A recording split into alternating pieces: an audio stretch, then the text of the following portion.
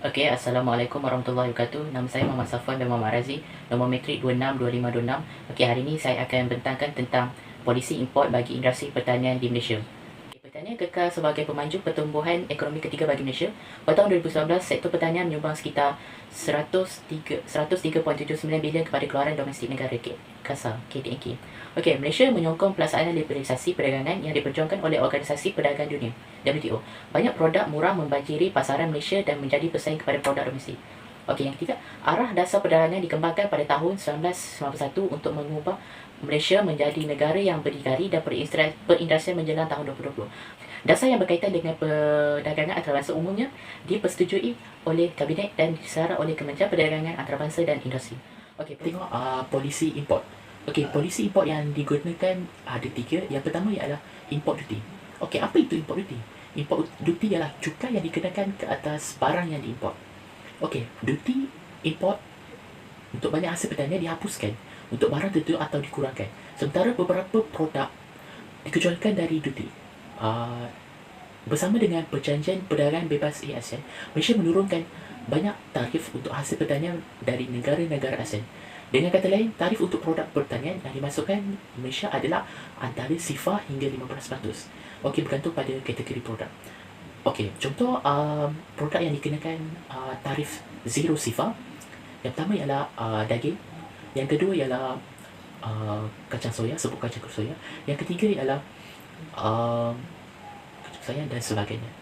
Yang kedua ialah beberapa produk dan makanan yang diproses akan dikenakan tarif sehingga 15% dan okey, seterusnya ialah kesan ke atas kesan kebajikan ke atas tarif. Kita ada 4 kesan. Okey, bagi kesan yang pertama ialah kesan ke atas hasil kerajaan. Pihak kerajaan akan memungut hasil duty import tersebut. Yang kedua ialah kesan penghargaan semula, pemindahan pendapatan daripada pengguna kepada pengeluar. Yang ketiga ialah kesan perlindungan, iaitu pengeluaran domestik yang kurang cekap adalah pengganti kepada pengeluaran asing yang lebih cekap. Yang ketiga ialah kesan penggunaan, iaitu kehilangan kebajikan berlaku kenaikan harga dan penggunaan yang lebih rendah. Okey, kesan yang ketiga dan kesan keempat ini dikenali sebagai deadweight loss. Okey, polisi import yang seterusnya kita nak tengok dari segi halangan bukan tarif. Halangan bukan tarif terbagi pada dua, iaitu import kuota dan lesen import. Okey, dari segi import kuota, Malaysia mempunyai hak berdasarkan komitmen WTO untuk menerapkan kuota kadar tarif pada produk daging khinzir, susu segar, kubis, kopi, tepung, gula dan sebagainya. Tarif over kuota pada produk-produk ini pada masa ini adalah sifar sehingga sekatan kuota tidak berlaku. Okey, Malaysia mempunyai hak untuk menerapkan peruntukan perlindungan khas di bawah perjanjian pertanian WTO, tetapi Malaysia belum melakukannya. Okey, seterusnya kita akan tengok kepada pelesenan import. Pelbagai produk pertanian dikenakan syarat pelesenan import. Langkah ini akan menentukan kuantiti hasil pertanian yang dapat memasuki pasaran dalam satu masa. Contohnya, kerajaan akan mengeluarkan lebih banyak lesen yang akan membolehkan pengimport membawa lebih banyak sayur-sayuran pada musim perayaan. Contohnya, beras dan produk beras, gula tembakau yang tidak dihasilkan, susu, kubis dan tepung bijiling.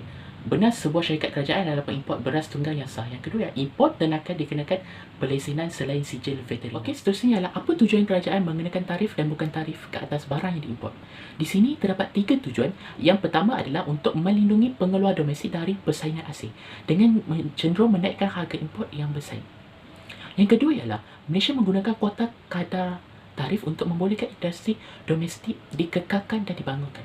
Dan yang terakhir ialah untuk mengelakkan pertimbunan barang pertanian yang diimport yang memenuhi pasaran tempatan. Kesebenarnya, perdagangan asing sangat penting bagi Malaysia sebagai sumber pendapatan dan pembangunan ekonomi. Tahap perdagangan telah meningkat selama bertahun-tahun dan ini maksud bahawa produk Malaysia diterima dengan baik dan mempunyai kelebihan yang saing di pasaran global. Liberalisasi perdagangan mungkin juga menjadi cabaran bagi industri domestik walaupun penting. Oleh itu, tugas kerajaan adalah menimbangkan antara keterbukaan terhadap liberalisasi perdagangan dan keselamatan industri dalam negara. Setakat ini, Malaysia hanya menggunakan 3 bentuk polisi import, iaitu tarif import, kuota import dan syarat pelesenan import. Hal ini kerana untuk melindungi pengeluar domestik dari persaingan internasional. Penggunaan tarif dan langkah-langkah perbatasan bukan tarif yang cenderung menaikkan harga barang kompetitif dicontohkan oleh strategi penggantian import industri pertanian yang berkembang untuk tujuan melayani industri domestik. Okey, itu saja daripada saya. Terima kasih.